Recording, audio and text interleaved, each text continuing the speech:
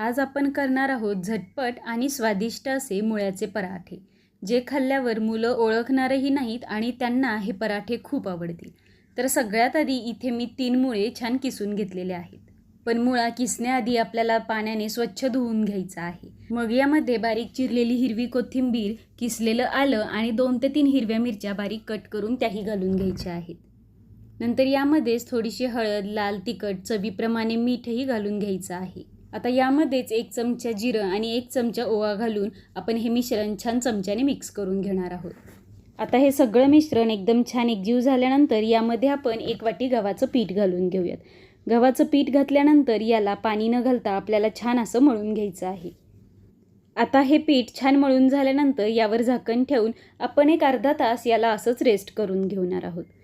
आता अर्ध्या तासानंतर आपलं हे पीठ छान मुरलं गेलेलं आहे. आता परत एकदा आपण हाताने हे पीठ मळून घेणार आहोत आणि याचे पराठे लाटून घेणार आहोत. पराठे लाटण्यासाठी याचा एक छोटा उंडा घेऊन आपल्याला पिठामध्ये घोळवून तो लाटून घ्यायचा आहे. हा पराठा लाटताना अजिबातही फाटत नाही.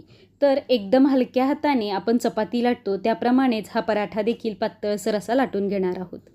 आता दोन्ही बाजूंनी छान पातळ असा पराठा लाटल्यानंतर आपण गरम तव्यावर हा शेकून घेऊयात.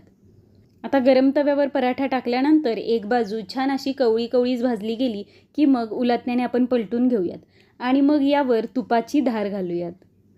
आता एका बाजूला तूप छान लावलं गेलं की ती बाजू पलटी करायची आणि दुसरी बाजूसुद्धा आपण तेल लावून अशीच मस्त भाजून घेऊयात. आणि आता काय झालं, मस्त सॉससोबत हा गरमागरम पराठा सर्व करायचा आणि मिटक्या मारत खायचा.